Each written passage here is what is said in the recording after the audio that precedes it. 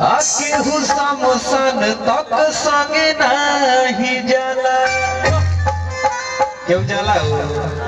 कहाँ जाला? अरे औरवे के चक्कर में अरे जाने चली जाला।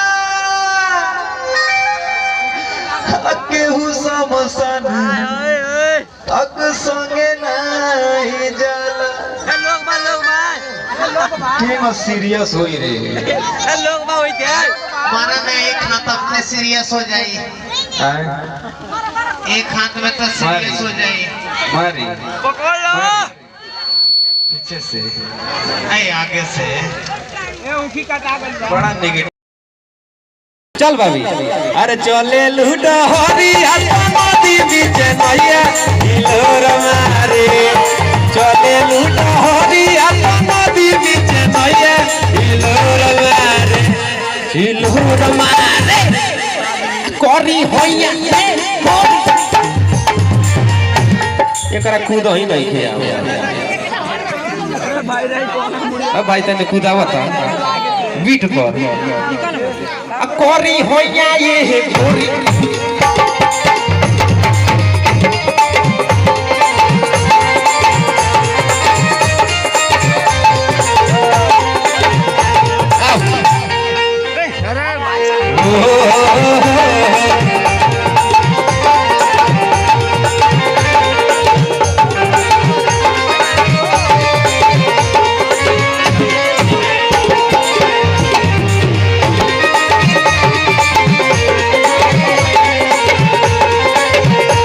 जरा देखे में परेशानी होत होके आज देखे नु पक्का बैठाओ जे झूठो के भैया लोग बैठा दिए काका बैठाए के बा दिक्कत होता देखे में। होने का तनी दिखे में तनी परेशानी होता है ना चले रोलो है ना चलाइलो भैया लोग होने का दिक्कत होता। आ ज्यादा दिक्कत हो गई तो और पीछे चल जाइलो हो जा से और अच्छा से लोग। अरे बोले लूटा टपकेला माधवा मिसिरिया ले चुगल चुगल मुंह में मुंह बोले भला कैसा लगा था जानता नहीं कहाँ से निकल रहा है जैसे ये छिया वो खा गई पता नहीं। अरे बोले लूटा टपकेला माधवा मिसिरिया आहो से लूटा फूल झरे आ गम केला कोरिया। ले ले बाबी ले ले हाथ मत पकड़ना है। हाँ उन कोनिया नहीं पकड़ना है तो छोड़ दो जा पकड़ ले बेटा। अब ए लड़का होशियार बड़ो सो। अरे बोले लूटा टपके हंसे लूटा फूल झरे गम केला कोरिया।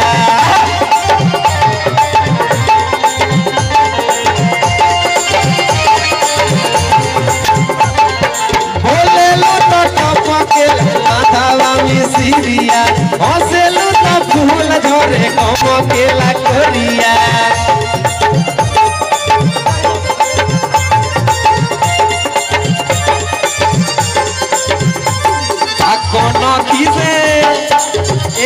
छोड़ ज्यादा खींचता नहीं करना है ना तो अबे बोला दे बाबू के तरह। आ कोनो खीसे तक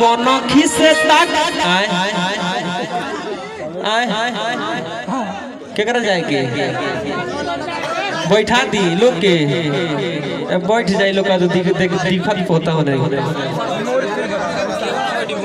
बैठ जाए लो भैया लो जाए दी बैठ जाए लो बैठिए जाए लो।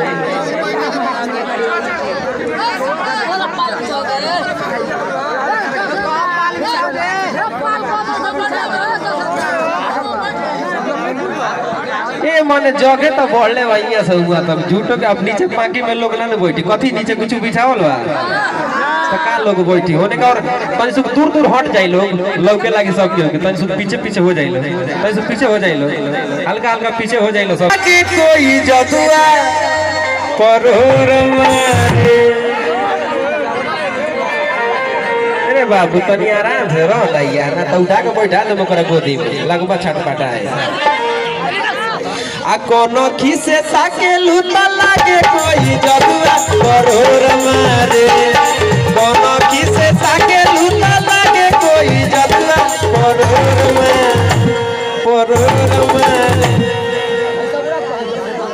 पीखे नाचतिया साफ खिसी आई बोले हंसतिया लेकिन भीतर ढेर क्रोध बा।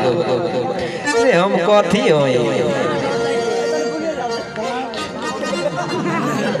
सुन ना खैले बानी भूखाइल नहीं खी खैले बानी भूखाइल नहीं खी आ यही जा तोहरे खाती हम आइल नहीं खी आ हमारा के देख के ढेर चोना तारू तोहर मुंह देखे खाती हम छाछाइल नहीं खी बुझाई।